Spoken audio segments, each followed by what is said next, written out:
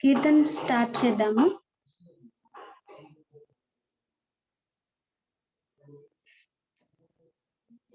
జయ రాధ మాధవ కుంజ విహారి గోపీజన వల్లభ గిరివరధారి. జయ రాధ మాధవ కుంజ విహారి గోపీజన వల్లభ గిరివరధారి. యశోదానందన బ్రజ జన రంజన యశోదానందన బ్రజ జన రంజన యమునా తిరవనచారి యమునా తిరవనచారి. జయ రాధ మాధవ కుంజ విహారి గోపీజన వల్లభ గిరివరధారి. హరే కృష్ణ కృష్ణ కృష్ణ హరే హరే హరే రామ రామ రామ హరే హరే. హరే కృష్ణ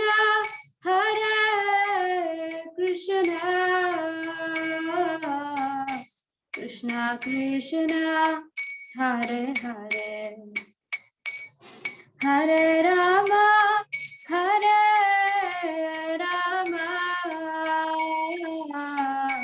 రామ రామ హరే హరే. హరే కృష్ణ కృష్ణ కృష్ణ కృష్ణ హరే హరే హరే రామ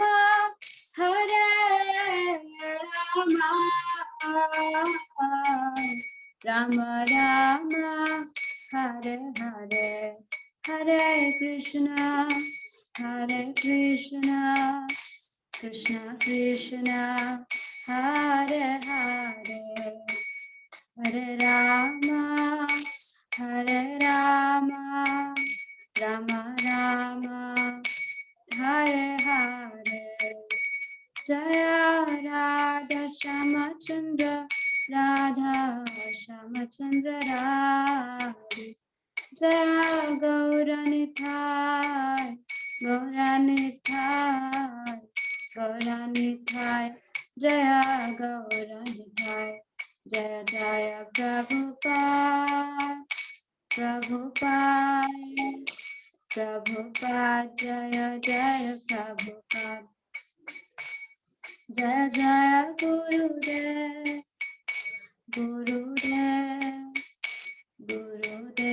జయ జయ గురుదేవ్. श्री राधा श्यामचंद्र भगवान की जय और निताई की जय. Hare Krishna, welcome to the session. Hare Krishna अंडी. हरे कृष्णा. जय श्री कृष्ण. సో మనం డిస్కషన్ స్టార్ట్ చేసే కంటే ముందు ఒకసారి లాస్ట్ వీక్ క్లాస్ యొక్క రీక్యాప్ తీసుకున్నాము. దాని తర్వాత ప్రేయర్స్ చెప్పి ఈ రోజు క్లాస్ స్టార్ట్ చేద్దాము. So recap of last class.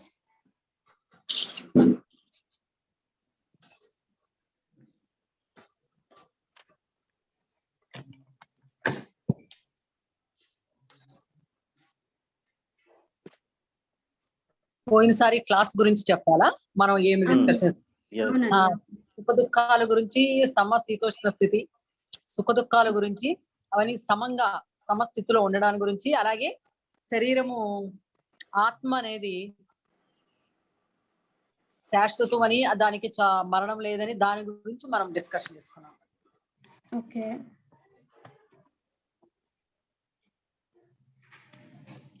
Okay,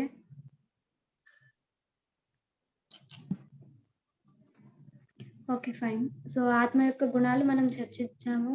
దాంతో పాటు సుఖ దుఃఖాలు అన్నవి అవి శాశ్వతమైనవి కాదు, ఋతువులాగా వస్తూ వెళ్తూ ఉంటాయి. సో దాన్ని అది లాస్ట్ వీక్ రీక్యాప్ అది. సో బట్ ఎస్, మీకు అందరికి బాగా గుర్తుకుంది. I'm happy.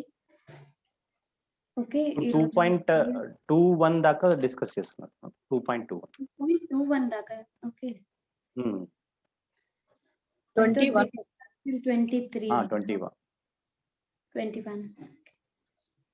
yeah.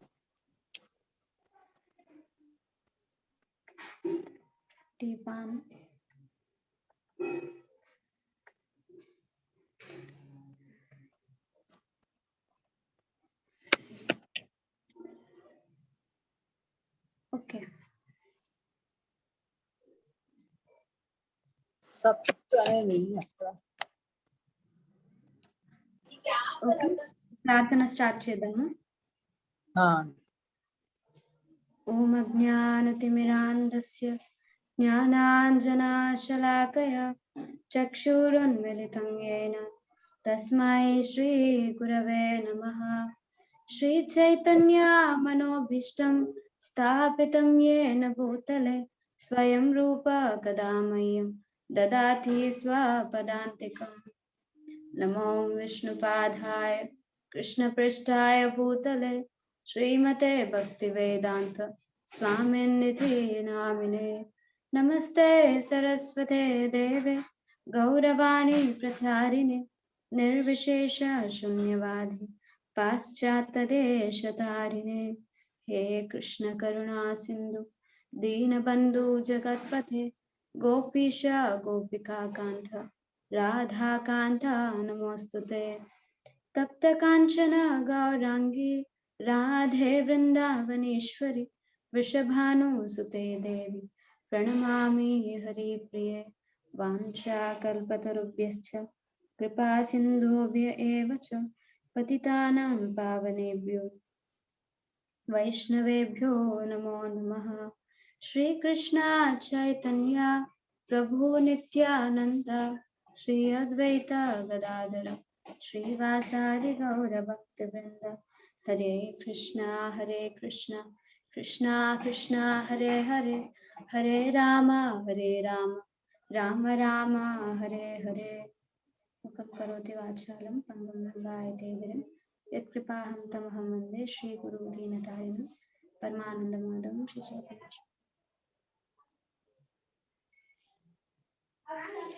Okay, Bhagavad Gita chapter 2 Shloka number 22 నుండి స్టార్ట్ చేయాలండి శ్రీకాంత్ గారు. 22 నుంచి స్టార్ట్ చేద్దాం. ఓకే,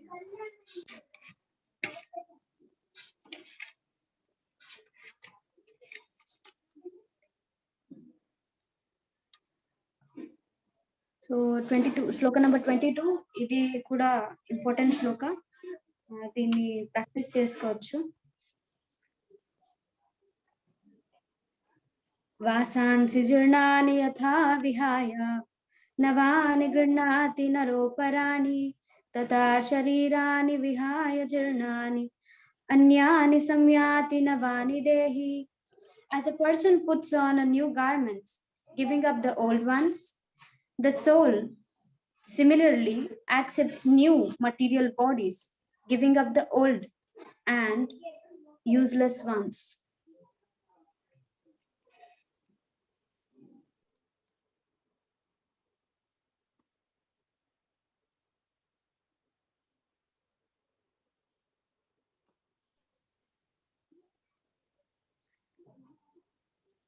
ఓకే, సో ఈ శ్లోకాలో భగవంతుడు డైరెక్ట్ గా చెప్తున్నాడు, మనకి ఉన్న ఈ దేహం చాలా అశాశ్వతమైనది. ఎలాగైతే మనం మన వస్త్రాలని రోజు రోజుకి చేంజ్ చేస్తూ ఉంటాం. Just moment.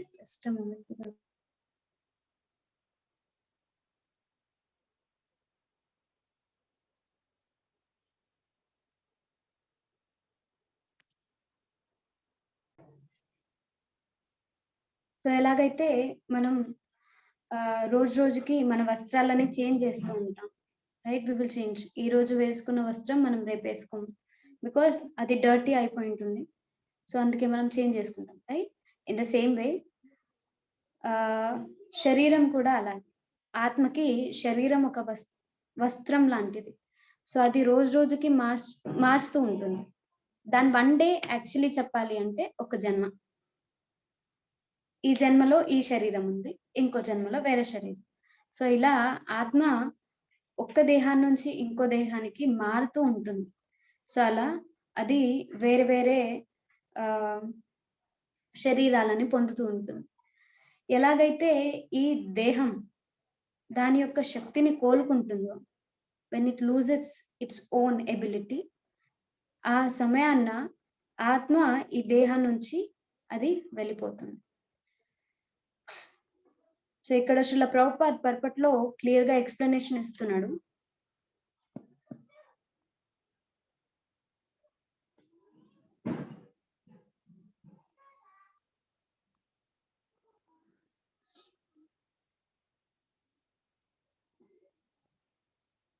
So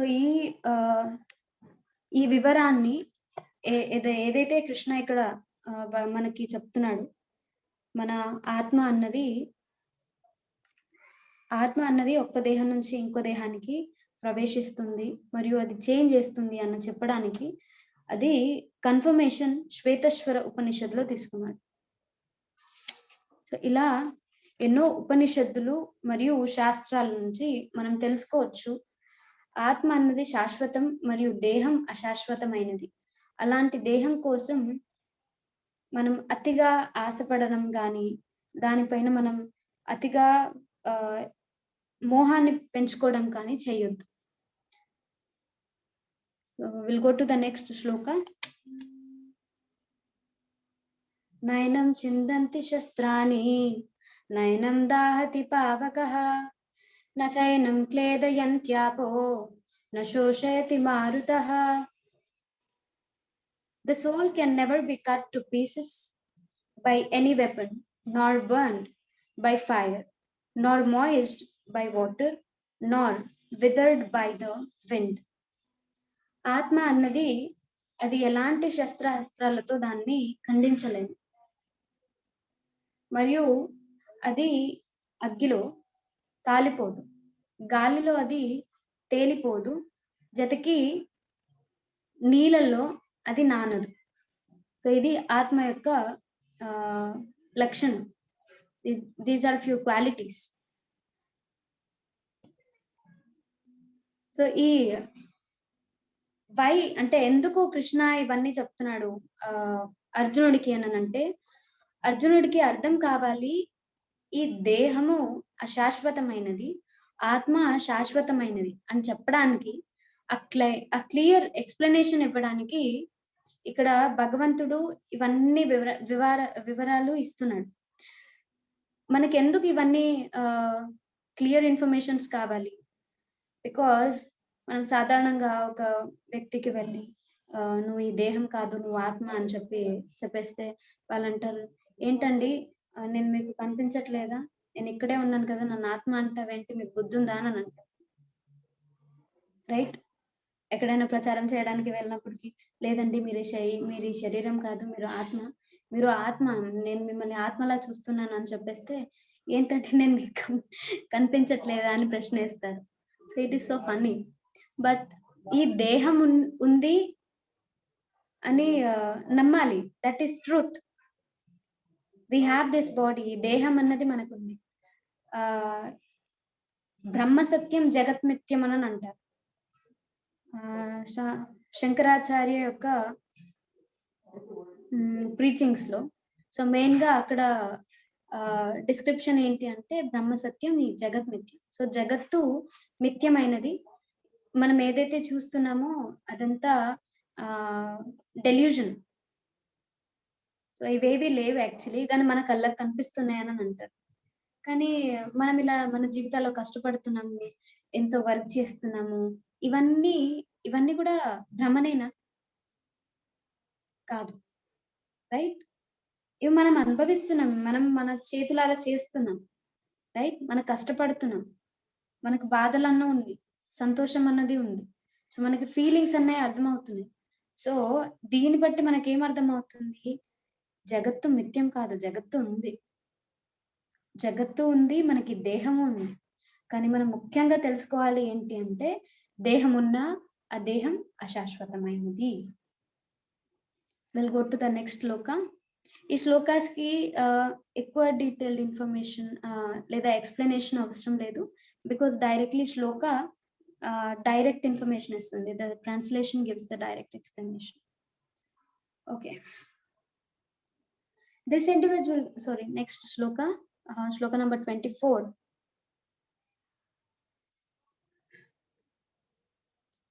Achedyoyam adhayoyam akletyo shoshya eva cha nityaha sarvagata stanur achaloyam sanatanaha. This individual soul is unbreakable and insoluble and can be neither burnt nor dried. He is everlasting, present everywhere, unchangeable, immovable, and eternally the same. So ఇక్కడ చాలా qualities. Normally ఈ ఆత్మ యొక్క 10 qualities చెప్తున్నారు from the last Shloka number 23 నుండి. So ఆత్మ అన్నది cut చేయలేము, దాన్ని బర్న్ చేయలేము, దాన్ని ఏంటి మాయిస్ట్ చేయలేము నీళ్ళతో, అండ్ దాంతో పాటు గాలిలో అది ఎగిరిపోదు. అండ్ ఇక్కడ భగవంతుడు సోల్ ఈజ్ అన్బ్రేకబుల్. ఆత్మని ఎప్పుడు మనము పీసెస్ లా కట్ చేయలేము, అంటే పీసెస్ గా కావు, అన్బ్రేకబుల్. నార్మల్ గా glass is breakable, but soul is unbreakable. Normal cut చేయడానికి దీనికి చాలా డిఫరెన్స్ ఉంది. Okay, so soul is unbreakable, అది ఇన్సాల్యుబుల్. సాల్యుబుల్ అండ్ ఇన్సాల్యుబుల్ అంటాం కదా, సాల్ట్ వాటర్ లో వేస్తే అది సాల్యుబుల్ కదా. అదే మనం మట్టి తీసుకుని శాండ్ లో వేస్తే is it soluble? Rocks are soluble? No, they are not soluble. So insoluble. అలా ఆత్మ నీళ్ళలో కలిసిపోదు and can never be not dried. దాన్ని ఎప్పుడు కాల్చలేము, దాంతోపాటు దాన్ని ఏంటి డ్రై చేయలేము. What do they say dry in Telugu? ఆరబెట్టడం. సో దాన్ని ఎప్పటికీ ఆరబెట్టడం కాదు. And it is ever lasting. సాధారణంగా ఇప్పుడిప్పుడు అంటారు అన్నమాట, మీరు ఈ క్రీమ్ వాడండి, your beauty will be ever lasting. So మీరు ఈ పర్ఫ్యూమ్ వాడండి, ఈ fragrance will be ever lasting అని. But actually they are not everlasting, they are lasting only for some time. So కానీ ఇక్కడ ఆత్మ ఇది ఎవర్ లాస్టింగ్, ఎప్పటికీ ఉంటుంది. Then unchangeable. ఆత్మ అన్నది ఎప్పటికీ దాన్ని చేంజ్ చేయలేం, లేదా దాని యొక్క లక్షణాలు కానీ దాని యొక్క క్వాలిటీస్ కానీ మనం మార్చలేమన్నమాట. అండ్ ఇమ్మూవబుల్, అది మూవ్ చేయలేం, వి కాంట్ మూవ్ ఇట్. ఆత్మని మనం మూవ్ చేయలేము. It is stable. మన దేహంలో ఒక భాగంలో ఉన్నప్పటికీ అదే భాగంలోనే ఉంటుంది. And it is eternally the same. ఆధ్యాత్మికంగా అది ఎప్పటికీ అలాగే ఉండిపోతుంది. It is always the same. అది ఆధ్యాత్మిక లోకంలో ఉన్నా, భౌతిక లోకంలో ఉన్నా దాని యొక్క లక్షణాలు, గుణాలు, అది చేసేటటువంటి కార్యాలు అవన్నీ ఎప్పటికీ సేమ్ ఉంటాయి. బట్ ఎప్పుడు జీవాత్మ ఈ భౌతిక శరీరంలో ప్రవేశిస్తుంది, ఈ భౌతిక శరీరం లేదా ఈ భౌతిక జగత్తు, మటీరియల్ వరల్డ్, మాయ దాన్ని కప్పేస్తుంది. సో దాని యొక్క లక్షణాలని కప్పేసినప్పుడు లేదా దాని క్వాలిటీస్ ని కప్పేసినప్పుడు అది వేరుగా ప్రవర్తించడం మొదలు పెడుతుంది. సో ఇది ఆత్మ నిజంగా దేహంలో ఉన్న ఎందుకు భ్రమితులు అవుతారు అంటే మాయ దానికి కారణం. Will go to the next Shloka number 25. It is said that the soul is invisible, inconceivable and immortal. Knowing this, you should not grieve for the body. So ఆత్మ అన్నది ఇన్విజిబుల్, కళ్ళతో మనము చూడలేము. అండ్ దాంతోపాటు అది ఇమ్మోర్టల్, శాశ్వతంగా ఉంటుంది, దానికి చావన్నది లేదు. అండ్ ఇది తెలుసుకొని అర్జున నువ్వు దానికోసం బాధపడద్దు అని అంటాడు.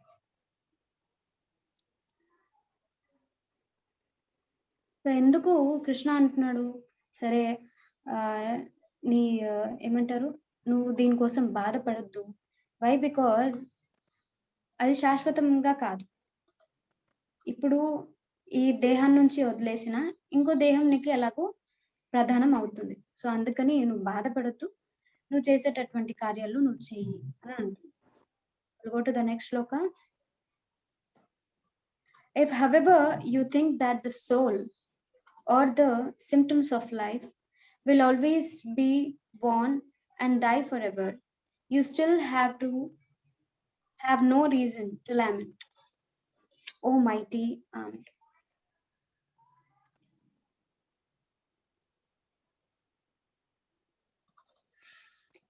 సో ఈ ఆత్మకి ఒక్క నిమిషం,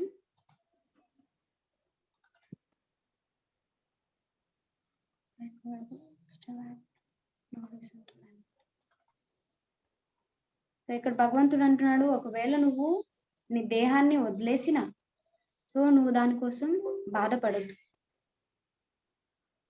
ఎందుకంటే మనం రీజన్స్ ముందుగానే చూసాము. భగవంతుడు అంటున్నాడు, నువ్వు ఫైట్ చేస్తే, నువ్వు ఒకవేళ యుద్ధం చేస్తే నీకు ముక్తి దొరుకుతుంది. సో నువ్వు యుద్ధ భూమిలో చనిపోయినా, దేహాన్ని వదిలేసినా నీకు ముక్తి దొరుకుతుంది, లేదా ఇంకో దేహం ప్రధానం అవుతుంది. సో దయచేసి నువ్వు దాని గురించి బాధపడద్దు.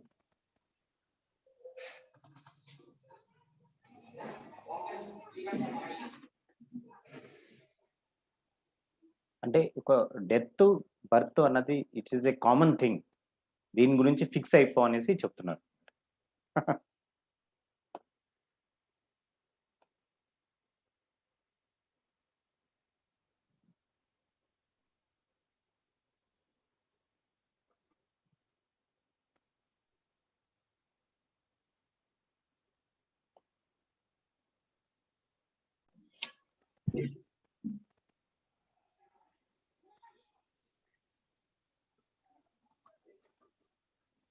సో ఈ శ్లోక చాలా ఇంపార్టెంట్. శ్లోక నెంబర్ 27. సాధారణంగా ఎక్కడైనా మరణం అయితే అక్కడ ఈ శ్లోకాన్ని ప్లే చేస్తారనమాట. నార్మల్లీ అధ్యాయం 2ని ఎక్కడైతే చావు అవుతుందో అక్కడ ప్లే చేస్తారు. సో దానిలో this is a very famous Shloka. Even movies లో కూడా దీన్ని ప్లే చేస్తారు. శ్లోక నెంబర్ 27. జాతస్య హి ధ్రువో మృత్యుర్ ధ్రువం జన్మామృతస్య చ తస్మాత్ పరిహార్యైతే నత్వం శోచితుమర్హసి. One who has taken his birth is sure to die, and after death one is sure to take birth again. Therefore, in the unavoidable discharge of your duty, you should not lament. So, పుట్టిన వాడికి మరణం తప్పదు. That is the line కదా సాధారణంగా. So జన్మించిన వాళ్ళకి మరణం అన్నది తప్పదు, అలాగే మరణించిన వాళ్ళకి జన్మం అన్నది తప్పదు. సో ఇది జన్మ మృత్యు యొక్క చక్రం. సో ఈ చక్రం కంటిన్యూస్ గా మూవ్ అవుతూనే ఉంటుంది. ఈ చక్రం ఎప్పటికీ నడుస్తూ ఉంటుంది అన్నమాట. సో ఇక్కడ birth, death, old age and disease ఇవి కాన్స్టెంట్ గా ఒక సైకిల్ లాగా అది తిరుగుతూనే ఉంటుంది. అండ్ ఒక్కసారి డెత్ అయిపోయింది, then there is again birth. Cycle ఎలా రౌండ్ గా ఉంటుంది. So things will repeat again and again. So అలాగే ఇక్కడ బర్త్, డెత్ అన్నది కంటిన్యూస్ గా ఉంటుంది. సో అందుకే కృష్ణ అంటున్నాడు, నువ్వు నీ డ్యూటీస్ చెయ్యి, నువ్వు చేసే కార్యాలు నువ్వు చెయ్యి, నువ్వు దేని గురించి ఆలోచిస్తూ నువ్వు బాధపడద్దు అని భగవంతుడు ఇక్కడ వివరిస్తున్నాడు. Will go to the next shloka. 28. Am I being little fast or you are able to? మీకు అర్థమవుతుందా? అర్థమవుతుంది. శ్లోక నంబర్ 28.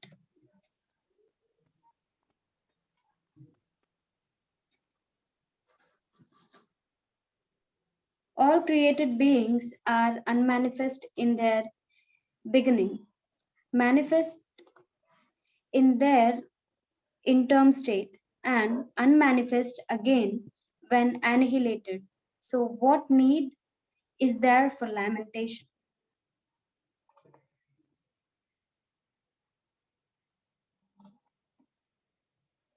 సో కొందరు ఇక్కడ భగవంతుడు అంటున్నాడు, all created beings are unmanifest in their beginning and manifest in their interim state. సాధారణంగా జీవి భౌతిక జగత్తుకి వచ్చినప్పటికీ అది జన్మాన్ని తీసుకుంటుంది. ఈ దేహాన్ని పొందాక దేహం చేసేటటువంటి కార్యాలు అది చేయడం మొదలు పెడుతుంది.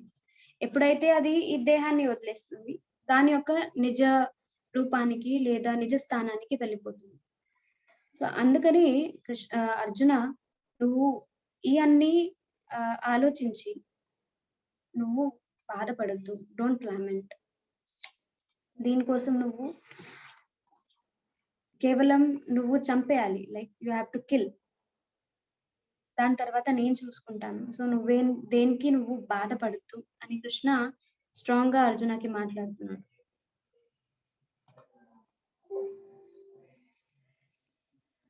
We'll go to the next shloka, shloka number 29.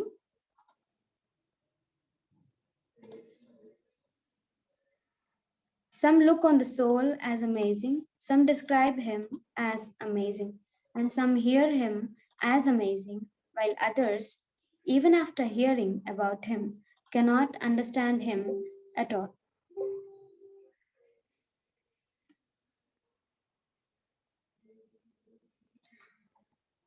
So ఇక్కడ ఆత్మని అద్భుతం అని అంటున్నారు. సో శ్రీల ప్రభుపాదుల వారు అంటున్నారు, ఆత్మని ఇక్కడ భగవంతుడు అద్భుతం అని ఎందుకు చెప్పాడంటే, దాని యొక్క గాత్రం ఎంత చిన్నది అండ్ అది ప్రతి ఒక్క జీవిలో ఉంటుంది. ఆత్మ అన్నది ప్రతి ఒక్క జీవిలో ఉంటుంది. చీమలో ఉంటుంది, చిన్న మైక్రోబ్స్ కూడా ఉంటాయి. సో ఆ మైక్రోబ్స్ లో కూడా ఆత్మ అన్నది ఉంటుంది. సో దానివల్ల దానికి ప్రజ్ఞ అన్నది ఉంటుంది, కాన్షియస్నెస్ అన్నది ఉంటుంది. సో ఆత్మ చిన్న చిన్న జీవులతో పాటు పెద్ద పెద్ద జీవులు, ఎలాగైతే ఒక బ్యానియన్ ట్రీ ఏమంటారు, మర్రి చెట్టు. సో మర్రి చెట్టు చాలా పెద్ద చెట్టు, అశ్వ. సో మర్రి చెట్టు చాలా పెద్దది. సో అంత విశాలమైన చెట్టులో కూడా ఉంది, దాంతో పాటు ఈ చిన్న చిన్న మైక్రోబ్స్ లో కూడా ఆత్మ అన్నది ఉంటుంది. సో ఇలా ఆత్మ యొక్క గాత్రం ఎంత చిన్నదైనా అది ఈ సంపూర్ణ దేహానికి దాని యొక్క ప్రకాశం వల్ల అది ఈ దేహాన్ని పని చేయడానికి దాన్ని ఇన్సిస్ట్ చేస్తుంది, లేదా దానికి ఓ శక్తినిస్తుంది. ఎలాగైతే సూర్యుడు ఉదయించినాక ఆ సూర్యుడు యొక్క కిరణాల వల్ల ప్రతి ఒక్క జీవి, ఈ జగత్తులో ఎవరైతే ఉన్నారో సో వాళ్ళందరూ లేచి కార్యాలు చేయడం మొదలు పెడతారు కదా. అలాగే ఒక దేహంలో ఎప్పుడు ఆత్మ ప్రవేశిస్తుంది అప్పుడు ఆ దేహం కార్యాలు చేయడం మొదలు పెడుతుంది. ఎప్పుడైతే దేహం నుంచి ఆత్మ బయటికి వెళ్ళిపోతుంది అప్పుడు దాని యొక్క కార్యాలు ఆగిపోతాయి. సో ఎప్పుడైతే మనం కూడా చూస్తాం, ఎప్పుడైతే సన్సెట్ అయిపోతుంది సో సన్సెట్ అవుతూనే మన యొక్క కార్యాలు చాలా తక్కువగా అవుతాయి. సో ఇది ఈ శ్లోకం వివరిస్తుంది. శ్లోక number 30. O descendant of Bharata, he who dwells in the body can never be slain. Therefore, you need not grieve for any living being. So భగవంతుడు అంటున్నాడు, ఓ భరత వంశ అయిన అర్జునుడా, he who dwells in the body, ఎవరైతే ఈ దేహంలో ఉన్నారు అంటే ఆత్మ, ఎవరైతే ఈ దేహంలో ఉన్నారో తను ఎప్పటికీ తన్ని నశించలేరు. సో భగవంతుడు ముందే చెప్పాడు కదా, ఆత్మ అన్నది మనం శస్త్రాలు హస్త్రాలతో దాన్ని కట్ చేయలేము, ఖండించలేము. సో ఇక్కడ భగవంతుడు అంటున్నాడు, ఈ దేహంలో ఉండే ఆ వ్యక్తి ఆత్మ తనని ఎవరు ఖండించలేరు. దయచేసి నువ్వు ఆ చిన్న మాట కోసం నువ్వు బాధపడద్దు. Therefore, you need not grieve for any living being. నువ్వు ఏ జీవి కోసం నువ్వు బాధపడనక్కర్లేదు. ఎందుకంటే ప్రతి ఒక్క జీవిలో ఆత్మ అన్నది ఉంది, దాని కర్మ అనుసారం ఆ కార్యాలు అవుతాయి. అందుకే నువ్వు బాధపడద్దు.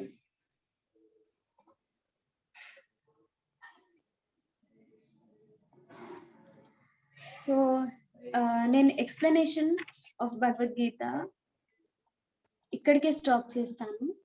నెక్స్ట్ వీక్ 31 నుండి స్టార్ట్ చేస్తాను. ఈరోజు చాలా విశేషమైన రోజు. జగన్నాథ్ పూరిలో ఇప్పుడు జగన్నాథ్ రథయాత్ర కోసం చాలా ప్రిపరేషన్స్ నడుస్తూ ఉంటాయి. సో అలాగే ఈరోజు మందిర మార్జన, గుండీచా మందిర మార్జన చేస్తారు. అంటే భగవంతుడు శ్రీ మందిర్ నుంచి గుండీచా మందిర్కి వెళ్తారు కాబట్టి ఆ గుండీచా మందిర్ని శుద్ధీకరణ చేస్తారు. సో ఈ రోజు ఆ శుద్ధీకరణ చేసే రోజు. సో ఇస్కాన్ టెంపుల్స్ అందరిలో కూడా మేము ఈ రోజు మహా క్లీనింగ్ అని ఈరోజు చేస్తాము. సో మేము కూడా మా టెంపుల్ ఈరోజు క్లీనింగ్ చేసాము. అండ్ రేపు వచ్చేసి రథయాత్ర, జగన్నాథ్ రథయాత్ర. సో అందుకే జగన్నాథ్ రథయాత్ర గురించి కొద్దిగా సంక్షిప్తంగా చెప్పాలి అని ఈరోజు క్లాస్ చాలా క్విక్ గా షార్ట్ ఎక్స్ప్లెనేషన్స్ ఇచ్చాను. సో ఇప్పటి వరకు మీకు క్లాస్ లో ఏదైనా డౌట్స్ ఉంటే అడగొచ్చు. దీని తర్వాత నేను జగన్నాథ రథయాత్ర గురించి వివరిస్తాను. No doubts. ఈరోజు అదే అన్ని డైరెక్ట్ శ్లోకాసే కదా, అందుకని అది బాగానే అర్థమైపోయింది. మీరు జగన్నాథ రథయాత్ర గురించి చెప్తే వింటాం.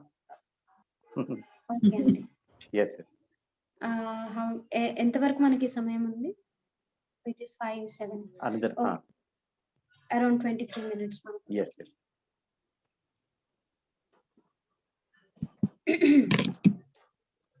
ఎంతమంది జగన్నాథ స్వామి యొక్క మూర్తిని చూశారు?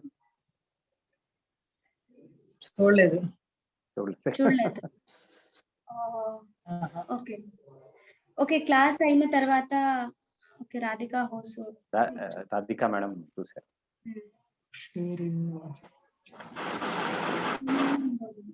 వాట్సాప్ లో జగన్నాథ్ ఫోటో మీకు పంపిస్తాను, మీరు చూడొచ్చు.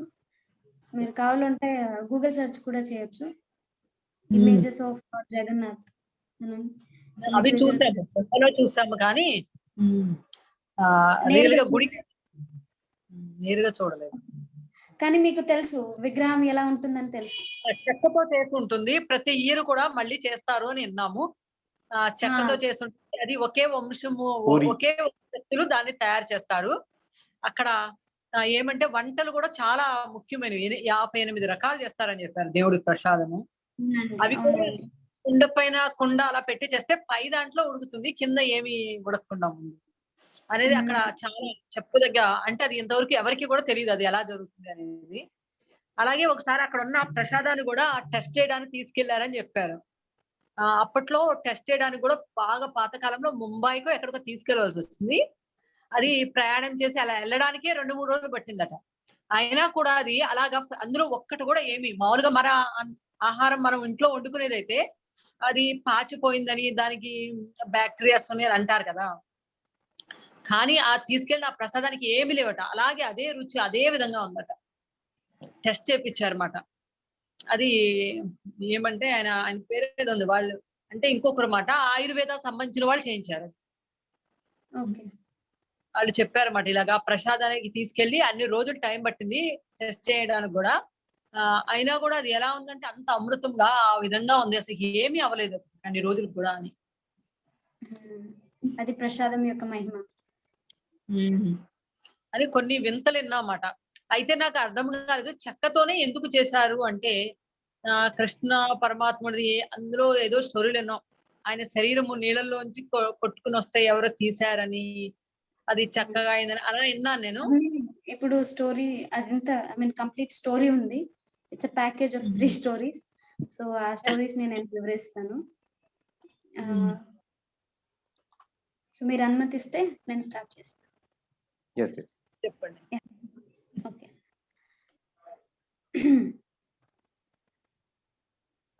శ్రీ జగన్నాథ్, బలదేవ, సుభద్ర వాళ్ళ యొక్క విగ్రహాలు చూస్తే వాళ్ళు చాలా వింతగా కనిపిస్తారు మనకి. సాధారణంగా కళ్ళు చాలా పెద్దగా ఉంటాయి, దేహం చాలా చిన్నగా ఉంటుంది, చేతులు కూడా పూర్ణంగా ఉండవు, మరియు కేవలం బాడీ పార్ట్ ఒకటే ఉంటుంది, చేతులు ఉంటాయి.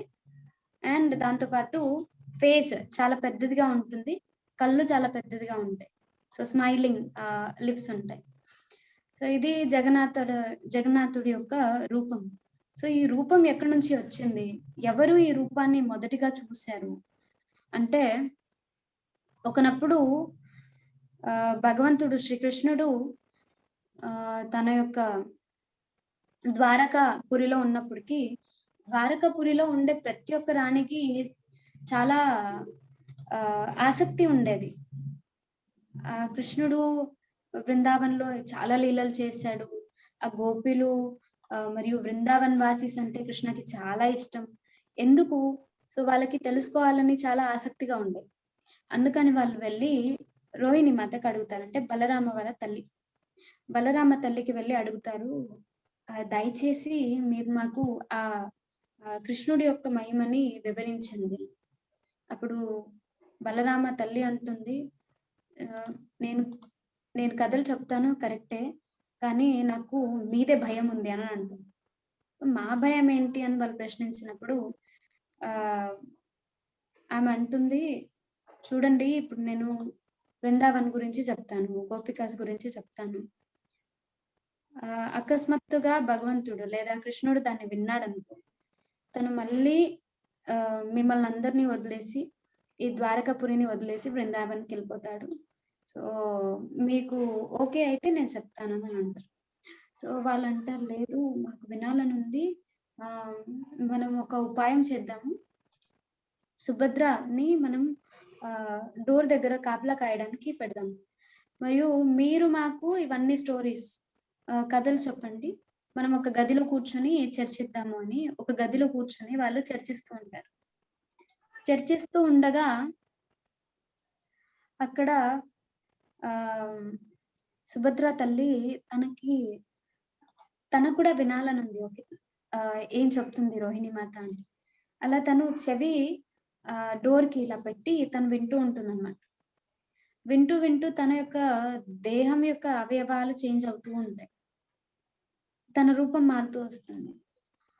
అక్కడ కృష్ణుడు తన యొక్క సభని ముగించుకొని వచ్చేటప్పటికి అక్కడ తను చూస్తాడు, లైక్ సుభద్ర ఎందుకు అలా మారింది, ఎవరో నన్ను తలుస్తున్నారు అని మెల్లిగా ఇక్కడ ఈ గది దగ్గరకు వస్తాడు. గది దగ్గరకు వచ్చి సుభద్ర అని చూస్తాడు. సుభద్ర యొక్క సంపూర్ణ దేహం అంతా లోపలికి వెళ్ళిపోయింది. ఫేస్ మాత్రమే మిగిలి ఉంది. కళ్ళు చాలా పెద్దగా అయిపోయాయి. ఏమైంది, తిని ఏం వింటుంది, అలా తిని ఇంత సంతోషంగా ఇలా ఉంది అని కృష్ణుడు కూడా తన చెవి పెడతాడు. సో కృష్ణుడు బలరామ ఇద్దరు వాళ్ళ చెవి పెట్టి వాళ్ళు ఇంట మొదలు పెడతారు. ఇలా వింటూ వింటూ ఆ ఎంతో ఉత్సాహంగా వాళ్ళు వింటూ వింటూ ఆ లీలలో మునిగిపోయి వాళ్ళ దేహాలు కూడా సుభద్ర తల్లి యొక్క దేహం ఎలా అయిందో వాళ్ళ బాడీ పార్ట్స్ లెగ్స్ మొత్తం బాడీ లోపలికి వెళ్ళిపోవడం, చాలా సంతోషంగా హర్షతో వింటూ వాళ్ళు చాలా ఆశ్చర్యంతో కళ్ళు చాలా పెద్దగా చేసుకొని వింటూ ఉంటారు. సో ఇలా వింటూ వింటూ వాళ్ళ యొక్క దేహాన్ని యొక్క రూపం మొత్తం మారిపోయింది. ఇలా పోయినప్పుడు నారదముని అక్కడి నుంచి వెళ్తున్నాడు. సో ఇక్కడ నారదముని ఎంటర్ ఇస్తాడు. సో తను వస్తాడు, నారాయణ్ నేను చూశాను. సో తను నృత్యం చేయడం మొదలు పెడతాడు. అంటాడు, నేను చూశాను, నాకు మహాభాగ్యం ఉంది, నేను చూశాను. అప్పుడు సడన్ గా కృష్ణుడు నారదుడి వైపు చూసి, ఏం చూసావు నువ్వు అని అడుగుతాడు. భగవంతుడా, అన్ని చేసి ఏం చూసావని అడుగుతావే, నువ్వే కదా నీ యొక్క విశేషమైన రూపాన్ని చూపించింది అని నారదుడు అంటాడు. అయితే ఈ యొక్క సంతోషంలో నీకేం కావాలి చెప్పు, ఇస్తానని అంటాడు భగవంతుడు. సో అప్పుడు నారదముని అంటాడు, భగవంతుడా, నా ఇచ్చ మీ ఈ యొక్క రూపం ప్రతి ఒక్కరికి అందాలి. సో ప్రతి ఒక్కరూ మీ ఈ రూపాన్ని దర్శించుకోవాలి. సో దయచేసి మానవుల పైన మీరు కృపాని చూపించండి అని నారదముని ప్రార్థించుకుంటాడు భగవంతుడి దగ్గర. సో ఎలాగో భగవంతుడు, నువ్వు ఏదైనా కోరిక అడుగు, ఆ కోరికను నేను తీరుస్తాను అని చెప్పినప్పటికీ వాళ్ళు అడిగిన నారదముని అడిగిన కోరిక, మీరు అందరికీ దర్శనాన్ని అందించాలి. సో అలా భగవంతుడు అంటాడు, తథాస్తు. సో అలా భగవంతుడు తథాస్తు అని చెప్పేస్తాడు. ఈ రూపం అది ఎప్పుడు ఈ భౌతిక జగత్తులో ప్రకటిస్తుంది. ఇప్పుడు ఆ స్టోరీని మనం డిస్కస్ చేస్తాము. ఒకనప్పుడు ఎన్నో యుగాల ముందు, ఈ యుగం కాదు,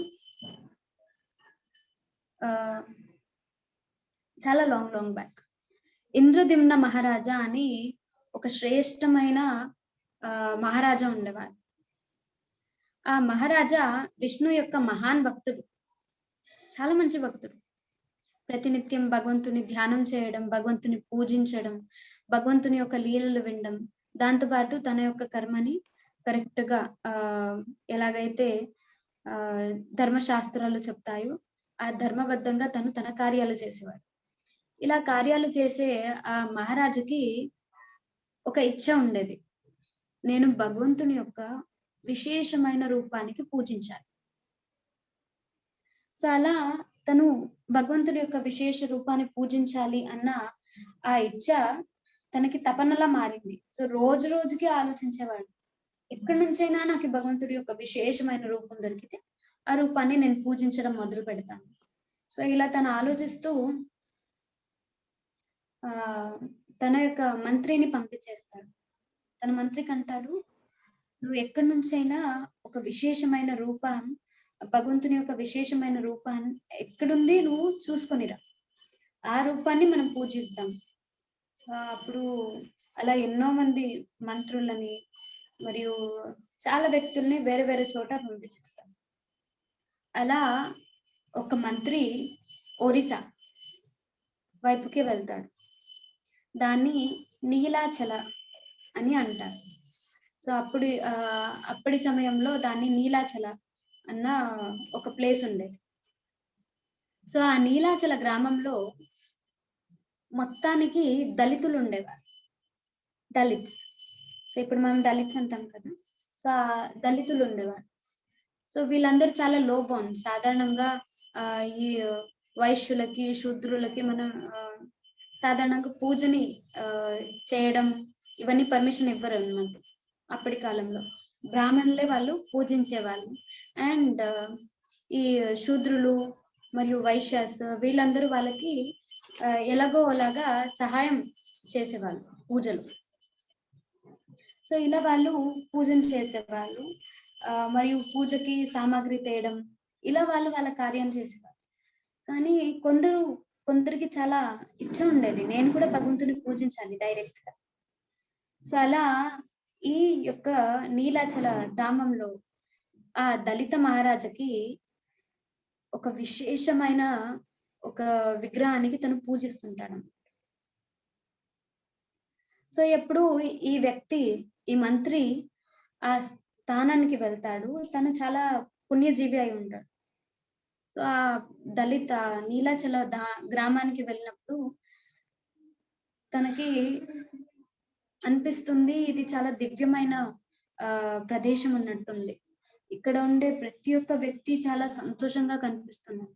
అండ్ తనకి తన దివ్య దృష్టితో వాళ్ళు శంఖచక్ర గదా పద్మాలతో 4 చేతులు ఉండే వాళ్ళ కనిపించేవారు. సో అక్కడ ఉండే ప్రతి ఒక్క వ్యక్తిని చాలా సంతోషంగా మరియు చాలా సౌందర్యవంతంగా చూసి, మరియు అక్కడుండే ప్రదేశం చాలా నైస్ ఫ్రీగ్రెన్స్, చాలా మంచి ఫ్రీగ్రెన్స్ ఉంది. సో ఈ యొక్క ఫ్రీగ్రెన్స్ ఎక్కడి నుంచి వస్తుంది? ఈ యొక్క ప్రదేశం ఇంత విశేషంగా ఉండడానికి కారణం ఏంటి అని తనకి ఆతురత ఉండేది, ఎలాగైనా తెలుసుకోవాలి. అలా తను వెళ్తూ వెళ్తూ కొన్ని గ్రామస్తులను అడుగుతాడు, ఈ ప్రదేశం ఇలా ఉండడానికి కారణం ఏంటి? అప్పుడు ఆ గ్రామస్తులు అంటారు, మా రాజా భగవంతుడిని పూజిస్తాడు, భగవంతుడి యొక్క విశేష రూపాన్ని పూజిస్తాడు. ఆ పూజల ఫలితం వల్ల ఈ యొక్క సంపూర్ణమైన గ్రామం ఇలా సంతోషంగా మరియు చాలా సమృద్ధంగా ఈ రాజ్యం అన్నది ఉంది అని వాళ్ళు అంటూ ఉంటారు. సో ఇలా తను 2-3 అడిగినప్పటికీ వాళ్ళు ఇదే ఆన్సర్ని ఇస్తారు. సో అలా వినడంతో ఈయనకి మనసులో ఒక భావన వచ్చింది, నేను కూడా ఆ విశేషమైన రూపాన్ని చూడాలి.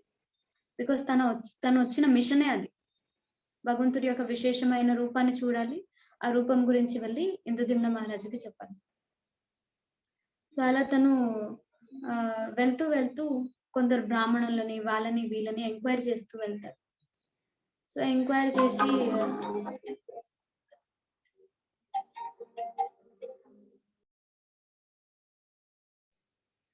సో అలా తను ఎన్నో బ్రాహ్మణులని వాళ్ళని వీళ్ళని అడుగుతున్నాను. తను అక్కడెక్కడ సంచరిస్తూ ఉంటాడు. తను చూస్తాడు, ఒక ప్రదేశం మొత్తానికి బ్లూ కలర్ లో ఉంది, నీలం రంగులో ఉంది. అక్కడ ఉండే చెట్లు, అక్కడ ఉండే బుషెస్ ప్రతి ఒక్కటి ఇలా సెల్ఫ్ ఇల్యూమినేటింగ్, ఎలాగైతే లైట్ ఇల్యూమినేట్ అవుతుంది, గ్లో అవుతుంది, అలా ప్రదేశం మొత్తానికి అలా గ్లో అవుతూ ఉంటుంది. అక్కడ పారే నీరు, అక్కడ ఉండే ప్రతి ఒక్క జీవి చాలా విశేషంగా కనిపిస్తుంది. అండ్ ఆ పర్వతాన్ని నీలాచల పర్వతాన్ని అంటారు. సో అలా ఆ పర్వతం యొక్క నీలాచల పర్వత మరియు ఆ గ్రామం నీలాచల గ్రామం. సో ఇవన్నీ విశేషాలు విని తను అనుకుంటాడు, ఎలాగైనా ఈ ప్రదేశంలో ఉండే ఆ రాజా పూజించే ఆ విగ్రహాన్ని నేను చూడాలి. సో అలా ఇప్పుడు అది చాలా గుప్తంగా, రాజు చాలా గుప్తంగా పూజిస్తుంటాడు. ఎందుకంటే ఇప్పుడు ఎవరైనా బ్రాహ్మణులకి అది తెలిసిపోయింది, ఒక దళితుడు ఆ విగ్రహాన్ని పూజిస్తున్నాడు అన్నప్పటికీ ఆ మందిరాన్ని వాళ్ళ మందిరానిగా మార్చుకుంటారు, మరియు దళితులకి అక్కడ పూజించడానికి అవకాశాన్ని ఇవ్వరు. సో అలా ఆ యొక్క భావనతో తను ఎవ్వరికీ చెప్పకుండా తనొక్కటే చాలా గుప్తంగా వెళ్ళి పూజించి మళ్ళీ తిరిగి వచ్చేవారు. సో ఇలా చేస్తుండగా ఈ మంత్రి కనిపిస్తుంది, నేను ఎలాగైనా చేసి ఆ విగ్రహాన్ని చూడాలి. సో అలా విగ్రహం యొక్క ఇన్ఫర్మేషన్ తెలుసుకోవడానికి ఆ రాజ కూతుర్ని ప్రేమిస్తాడు ఈ మంత్రి. ఆ రాజ కూతుర్ని ప్రేమించి ఆమెను పెళ్లి చేసుకుంటాడు. సో పెళ్లి చేసుకుని ఆ ఇంటి అల్లుడైపోతాడు. సో అల్లుడైనప్పటికీ నాకు ఏదైనా సులభం అవుతుందేమో అన్న యొక్క భావనతో తన్ని పెళ్లి చేసుకుంటాడు అన్నమాట.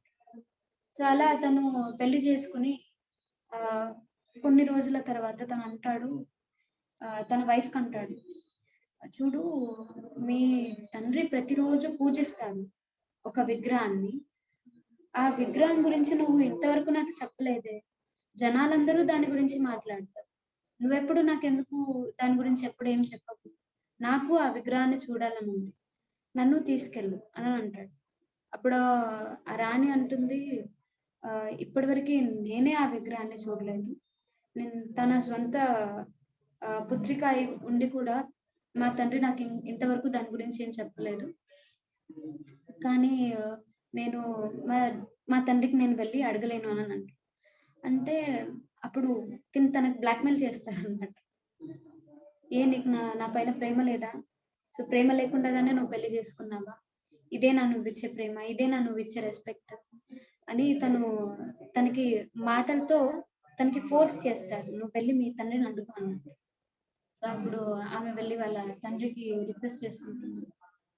తండ్రి, ఇలా నా హస్బెండ్ ఆ విగ్రహాన్ని చూడాలని కోరుకుంటున్నాను. దయచేసి తనకి ఒక్కసారి ఆ విగ్రహం యొక్క దర్శనాన్ని ప్రదానం చేయండి. లేకపోతే నన్ను వదిలేసి వెళ్ళిపోతాడు. సో తను లేకుండా నేను ఉండలేను. దయచేసి మీరు ఎలాగైనా అరేంజ్మెంట్ చేయండి అన్నట్టు ఆ కూతురు మాట్లాడుతుంది, ఆ రాణి మాట్లాడుతుంది. సో ఈ మాట వినడంతో రాజా ఆలోచిస్తాడు. సరే, అప్పుడు ఆ మంత్రిని పిలిచి చెప్తారు, మేము నిన్ను ఆ విగ్రహం దగ్గర తీసుకెళ్లి విగ్రహం యొక్క దర్శనాన్ని ఇస్తాం, కానీ ఒక షరతు. అక్కడికి వెళ్ళే వరకు నీ కళ్ళకి గంతులు కట్టుంటారు. సో కళ్ళకి గంతులు కట్టి నిన్ను తీసుకెళ్తారు. దర్శనం అయ్యాక గంతులు కట్టుకొని తిరిగి మనం రాజ్యానికి వస్తాం. అయితే ఈయన అంటాడు ఆ షరతుకి, ఓకే ఫైన్, నేను రెడీ ఉన్నాను. సో అలా తను సిద్ధమైపోతాడు. మరియు ఈ మంత్రి చాలా ఇంటెలిజెంట్, వెరీ బ్రేవ్. సో తనతో పాటు మస్టర్డ్ సీడ్స్, జీలకర్ర, మస్టర్డ్ ఇస్ జీలకర్ర ఓన్లీ,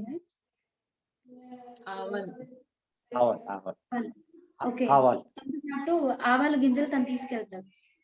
సో తను వెళ్ళినప్పుడు తన కళ్ళకు గంతులు కట్టాక కూడా తను వెళ్ళిన దారి మొత్తానికి ఆ ఆవ గింజలన్నీ వేస్తూ వెళ్తాడు.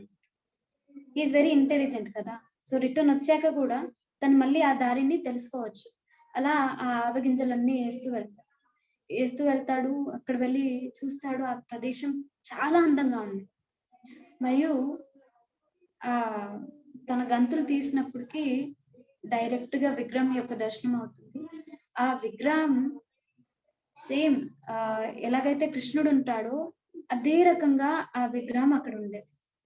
ఆ విగ్రహం యొక్క విశేషత ఏంటి అంటే, స్వర్గలోక, జనలోక, మనలోక మరియు అప్సర స్త్రీలు వీళ్ళందరూ వచ్చి ఆ విగ్రహాన్ని పూజించి వెళ్ళేవారంట. అందుకని అక్కడుండే ఆ ప్రదేశం చాలా మంచి సువాసన కలిగి ఉండేది. ఎందుకంటే ఆ సువాసన ఈ భౌతిక జగత్తు యొక్క సువాసనలో, సో ఉన్నతమైన లోకం నుంచి తెచ్చిన పూలు, స్వర్గలోకం నుంచి తెచ్చిన పూలు అర్పించి పూజించేవాళ్ళు. సో అక్కడ ఆ సుగంధంతో ఆ కంప్లీట్ ప్రదేశం చాలా మంచి ఫ్రీగ్రెన్స్ తో ఉండేది. సో ఇలా చూసి ఆయన చాలా ఆశ్చర్యచకితుడు అవుతాడు. దాంతో పాటు చాలా సంతోషంగా అవుతాడు. సో భగవంతుని యొక్క దర్శనం నాకు దొరికింది. తన మనసులో ఇంకో సంతోషం ఉంది, నేను వెళ్ళి నా రాజుకి చెప్పొచ్చు, ఒక విశేషమైన విగ్రహం ఉంది, ఆ విగ్రహానికి మీరు పూజించవచ్చు. సో ఇలా తను తెలుసుకొని కొంచెం సమయం తర్వాత తను ఆ ఇంద్రద్యుమ్న మహారాజాకి వెళ్ళి తన ఇన్ఫర్మేషన్ ఇస్తాడు. అప్పుడు ఇంద్రద్యుమ్న మహారాజా తన సైన్యంతో పాటు ఎన్నో బ్రాహ్మణులు, సైనికులు అందరితో పాటు నీలాచల ధామానికి వెళ్తారు. నీలాచల ధామానికి వెళ్ళి అప్పుడు అదే తను వెళ్ళిన ఆ దారిలోనే వాళ్ళు వెళ్తూ ఉండగా వాళ్ళు చూస్తారు ఆ కంప్లీట్ మౌంటైన్ అక్కడ ఏం కనిపించట్లేదు. ఎలాగైతే ఈ మంత్రి వివరించాడు, అక్కడ ఒక నీలాచల పర్వతం ఉంది, అది చాలా బ్యూటిఫుల్ గా ఉంది, అక్కడ ఉండే నది ఇలా ఉంది, అవన్నీ వివరిస్తూ ఉన్నప్పటికీ ఇంద్రద్యుమ్న మహారాజా చాలా సంతోషంగా తను ఇక్కడికి వచ్చాడు. ఆ కంప్లీట్ ప్లేస్ అలా ఉంది. కానీ ఇక్కడికి వచ్చిన వెంటనే వాళ్ళు చూస్తారు ఆ కంప్లీట్ ప్రదేశం, ఆ కంప్లీట్ ప్లేస్ మొత్తం మట్టితో కప్పిపోయింది. అక్కడ ఏం కనిపించట్లేదు. ఆ నీలాచల పర్వత కనిపించట్లేదు, ఏం కనిపించట్లేదు అసలు.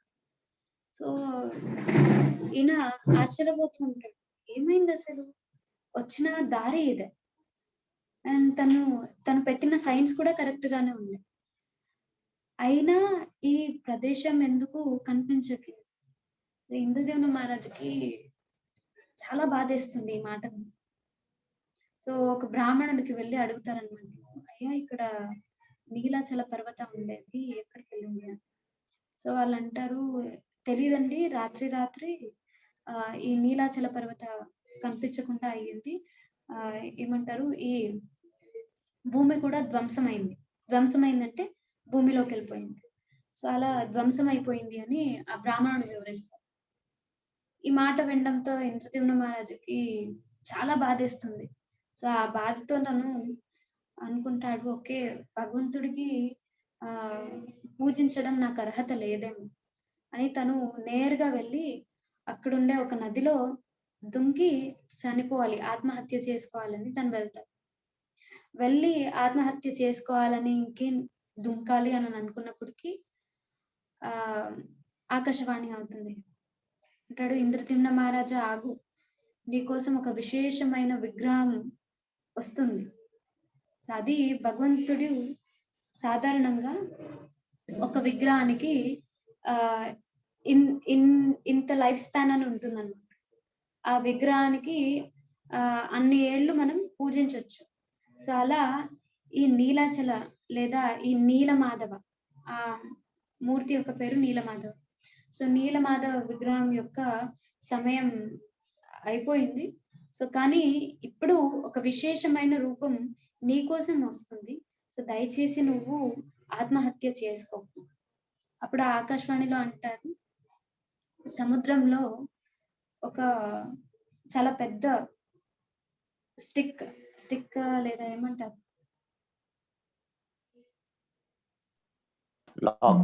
దొంగ అంటారు, అంటే పెద్దది దొంగ అంటారు. ఓకే. సో చాలా పెద్ద పెద్ద తుంగాలు వస్తాయి. ఆ తుంగాల పైన శంఖ, చక్ర, గద, పద్మ మరియు భగవంతుడి అంగాల పైన ఏవైతే సింబాల్స్ ఉంటాయో ఆ అన్ని సింబాల్స్ ఆ తుంగాల పైన ఉంటాయి. ఆ తుంగాన్ని తీసుకెళ్లి దాన్ని చెక్కడానికి ఒక బ్రాహ్మణుడు వస్తాడు. ఆ బ్రాహ్మణుడు ఆ తుంగం చెక్కినప్పటికీ ఆ విగ్రహం నువ్వు పూజించవచ్చు అని ఆకాశవాణి చెప్తుంది. ఇది విని ఇంద్రద్యుమ్న మహారాజు చాలా సంతోషంగా తన రాజ్యానికి తిరిగి వెళ్ళి ఆ ప్రదేశాన్ని మొత్తానికి శుచీకరణ చేసి అక్కడ ఒక టెంపుల్ ని నిర్మాణం చేస్తారు. ఇప్పుడు మనం చూసే ఆ జగన్నాథ మందిర అది ఈ యుగంలో కానీ లేదా ఈ ఏమంటారు ఈ దివ్య యుగంలో కాదు, అది ఎన్నో దివ్య యుగాల ముందు ఆ టెంపుల్ సృష్టింపబడింది లేదా నిర్మాణించబడింది. It's a very ancient temple in this world. So అప్పుడెప్పుడో ఇంద్రద్యుమ్న మహారాజా కట్టించిన ఆ మందిరం ఇప్పటి వరకు ఇట్ ఈస్ ద సేమ్, అది ధ్వంసం కాలేదు. So it is the same. So ఆ మందిరాన్ని తను కట్టించి అప్పుడు ఆ సమయం కోసం వాళ్ళు వెయిట్ చేస్తుంటారు. ఆ రోజు ఆసనం అవుతుంది, ఎక్కడ ఆ నదిలో ఆ తుంగాలు తేలుతూ వస్తాయి. తేలుతూ వచ్చినప్పటికీ అక్కడ ఒక చాలా బక్కచిక్కిన బ్రాహ్మణుడు ఉంటాడు. ఆ బ్రాహ్మణుడు కేవలం తన చేతులతో డైరెక్ట్ గా తీసి ఆ తుంగాలని, ఎన్నో వ్యక్తులు దాన్ని తీసుకుని ఇక్కడ పెట్టడానికి షిఫ్ట్ చేయడానికి ప్రయత్నించినా షిఫ్ట్ చేయలేరు అన్నమాట. సో అప్పుడు ఒక బక్క చిక్కిన బ్రాహ్మణుడు వస్తాడు, చూడ్డానికి చాలా అందంగా ఉంటాడు, మరియు చాలా స్ట్రాంగ్, చాలా థిన్ గా ఉన్నా he will be very strong. So తను ఆ తుంగాలను తీసుకుని దాన్ని షిఫ్ట్ చేయడానికి సహాయం చేస్తాడు. అప్పుడు ఆ బ్రాహ్మణుడు వెళ్ళి ఇంద్రద్యుమ్న మహారాజుకి అంటాడు, నేను ఈ చెక్కని నేను చెక్కిస్తాను అని చెప్తాను. అప్పుడు ఇంద్రద్యుమ్న మహారాజు అంటాడు, సరే. సో పూజలన్నీ చేసి ఆ తుంగాలను తీసుకెళ్లి లోపల ఆ గర్భగుడిలో పెడతారు. పెట్టాక ఆ బ్రాహ్మణుడు షరత్తు పెడతాడు, నేను ఈ నేను చెక్కడం మొదలు పెడతాను ఈ రోజు నుండి. కానీ ఎవరు కూడా ఇక్కడ లోపల ప్రవేశించొద్దు. మందిరం లోపల ప్రవేశించొద్దు. దీన్ని బయట నుండి దాన్ని లాక్ చేసి పెట్టండి అని తను షరత్తు పెడతాడు. సో ఆ షరత్తుకి వీళ్ళందరూ ఒప్పుకుంటారు. సరే, సో అలా ఒప్పుకొని వీళ్ళు వెయిట్ చేస్తూ ఉంటారు. ఎప్పుడు ఆ చెక్కడం కంటిన్యూ అవుతుంది, ఎప్పుడు ఫినిష్ అవుతుంది అప్పుడు వీళ్ళకి తెలిసిపోతుంది అన్నమాట. సో ఇంద్రదేవుని మహారాజా ఆ బ్రాహ్మణునికి ప్రశ్నిస్తాడు, సరే మీరు చెప్తారు కరెక్టే, బట్ ఏ ఆహారం లేకుండా లేదా గాలి లేకుండా మీరు ఎలా లోపల బ్రతికి ఉంటారు? సో మాకెలా తెలవాలి చెక్కడం అయ్యిందా లేదా అని వాళ్ళు అడిగినప్పటికీ ఆయన అంటారు, నేను చెక్కుతుండగా మీకు ఆ శబ్దం వినిపిస్తుంది. ఆ శబ్దంతో మీరు అనుకోవచ్చు సేవ అన్నది నడుస్తుంది అని. సో అలా వాళ్ళు అంటారు ఓకే. సో అలా ఆ షరత్తు అనుసారంగా వాళ్ళు దాన్ని పాటిస్తూ ఉంటారు. కొన్ని రోజుల తర్వాత అక్కడ ఎలాంటి శబ్దం అన్నది వినిపించదు.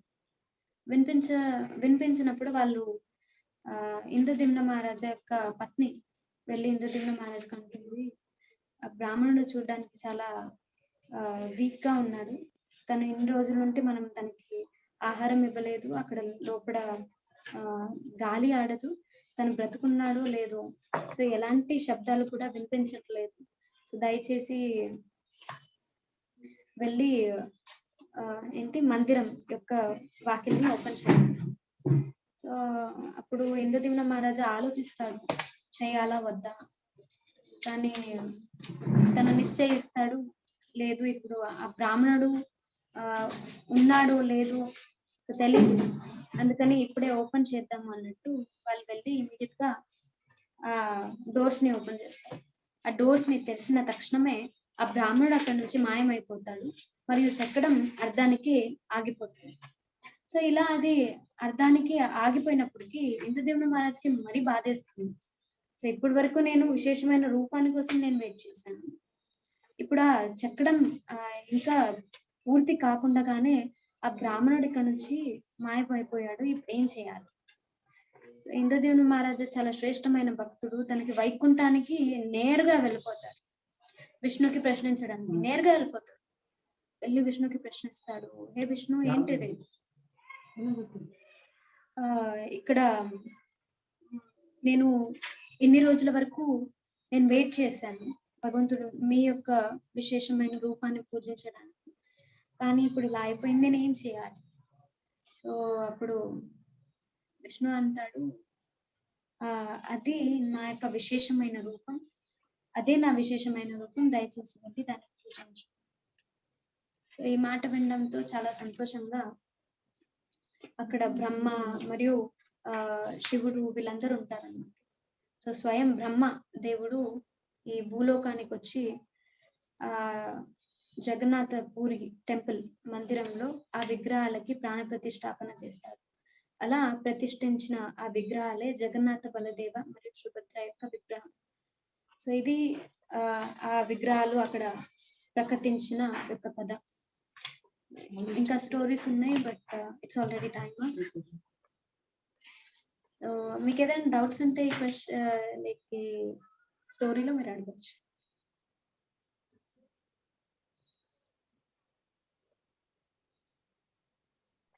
అంటే ప్రతి సంవత్సరము తయారు చేస్తారు విగ్రహాలు? లేదండి, అక్కడ నవకలైవరం అని అంటారు. సాధారణంగా 12 ఇయర్స్ కి 12 ఇయర్స్ కి ఒకసారి అక్కడ విగ్రహాలని చెప్తారు.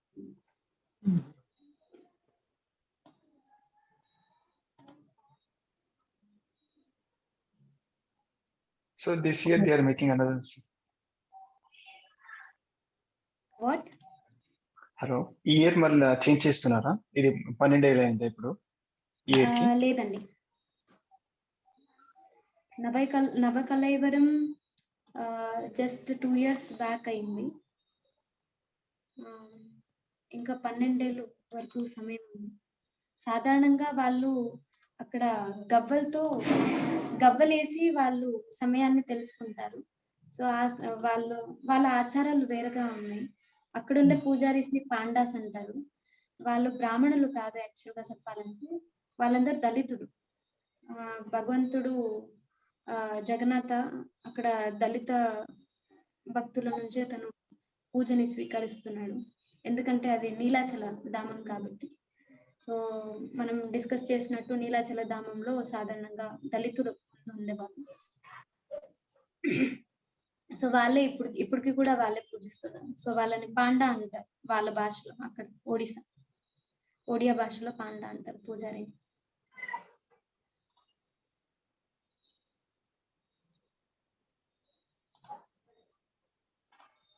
Any other question?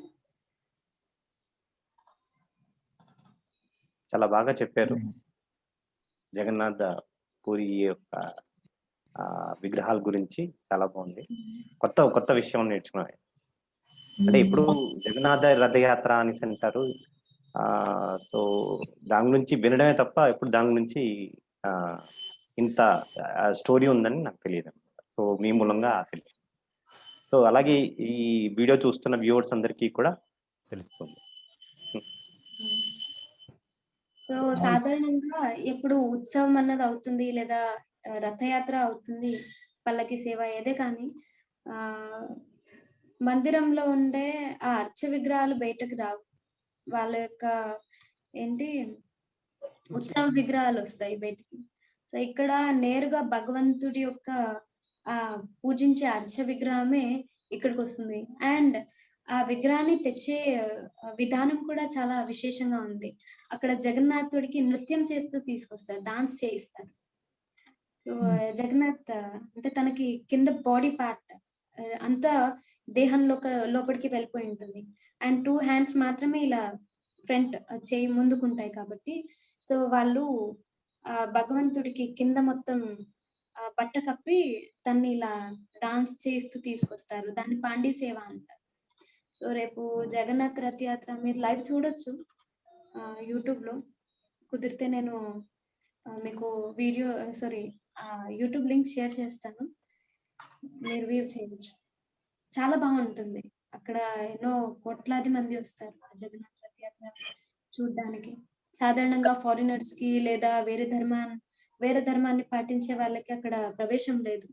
సో అందుకే ఇస్కాన్ డివోటీస్ ఎవరైతే ఫారినర్ డివోటీస్ ఉన్నారో వాళ్ళందరూ ఈ జగన్నాథ్ రథయాత్ర కోసం వెయిట్ చేస్తారు. బికాస్ విగ్రహాలు నేరుగా బయటకు వస్తాయి. అప్పట్లో ఆ విగ్రహానికి వెళ్ళి హగ్ చేయడానికి కూడా వదిలేసేవాళ్ళు. బికాస్ జగన్నాథ్ చాలా సంతోషంగా ఉంది. సో మనకుండే ఇచ్చలన్నీ తీర్చేస్తాడు అన్నమాట. సో జగన్నాథ్ చేతులు కూడా ఇలా ఉన్నాయి. So he is calling his devotees, come, రండి నా దగ్గరికి. సో అలా అప్పుడు డివోటీస్ ని వెళ్ళి హగ్ చేయడానికి కూడా వదిలేసేవారు. బట్ ఇప్పుడు because of more crowd manage చేయలేకపోవడంతో అండ్ అంటే ఏవి చెడ్డ థింగ్స్ కాకుండా చూసుకోవడానికి వాళ్ళు అవన్నీ రెస్ట్రిక్షన్స్ పెట్టేశారు. బట్ అప్పుడులో ఇలాంటివి ఏవి రెస్ట్రిక్షన్స్ లేవు. ఏమంటే భయంగా కూడా ఉంటుంది. జనము లక్షలు వేల కోట్ల మంది ఉంటారేమో, అంత జనం ఉంటారు రథయాత్రకి. ఇప్పుడు ఒక్కరికి ఏమీ కాదంట, వాళ్ళందరూ చాలా సేఫ్ గా ఉంటారంట. నేను కూడా విన్నాను. అంటారు కదా, అక్కడ ఇక్కడ ఎన్నో మంది చనిపోతారు అంటారు కదా. But never I heard in అంటే రథయాత్రలో ఎప్పటికీ ఇలా అయ్యింది అని నేను వినలేదు. అది భగవంతుడు స్వయంగా తన భక్తుల్ని కాపాడుతాడు. దేవతలు అందరూ కూడా వస్తారు ఆ టైంలో, పైనుంచి హర్షిస్తారు వాళ్ళంతా కూడాను అని విన్నాము. అందుకే చాలా మంది వెళ్తారు. అప్పుడు 1,000,000 దేవతలు వస్తారంటారు. బికాస్ భగవంతుడు రథంలో తన్ని వస్తున్నాడు కాబట్టి 1,000,000 దేవతలు వాళ్ళు కూడా రథాన్ని లాగడానికి వస్తారు. ఆ రోజు అక్కడికి వెళ్ళడం వల్ల దేవతల అనుగ్రహం కూడా కలుగుతుంది, భగవంతుడిని దర్శించుకుంటాము అని చెప్తారు. అవునండి. సో రేపు హైదరాబాద్ లో రథయాత్ర జరుపుతున్నారు. సో మేమందరు వెళ్తున్నాం. We are going to Hyderabad. Whoever is staying in Hyderabad, so మీరందరు రావచ్చు. ఇస్కాన్ హ్యాబిట్స్ లో ఉంది. ఇస్కాన్ హ్యాబిట్స్ నుండి జగన్నాథ్ రథయాత్ర ఆర్గనైజ్ చేశారు. So we all are going from Raichur. మీరు ఎవరైనా హైదరాబాద్ లో ఉండే వాళ్ళు జాయిన్ కావచ్చు. ఐ థింక్ సో శ్రీకాంత్ గారు హైదరాబాద్ లోనే ఉన్నారు. మేడం కూడా రత్నకుమారి మేడం కూడా హైదరాబాద్ లోనే ఉన్నారు. మీరు రావచ్చండి అక్కడ. ఇంకే వెళ్ళాను మేడం, ఇస్కాన్ వెళ్ళాము మొన్ననే 2 days బ్యాక్ అనుకోకుండా హ్యాబిట్స్. ఓ కాచాని మేడం అనుకోకుండా వెళ్ళాము, ఫస్ట్ టైం నేను కూడా చూడటము. ఓకే. పూరిలో చూసాను కానీ మీరు చెప్పినంత అక్కడ ఎవరు చెప్పలేదు మాకు, జస్ట్ చూసి వచ్చాము కానీ ఏం అర్థం కాలేదు. ఇప్పుడు బాగా చెప్పారు కాబట్టి అర్థమైంది. Thank you madam.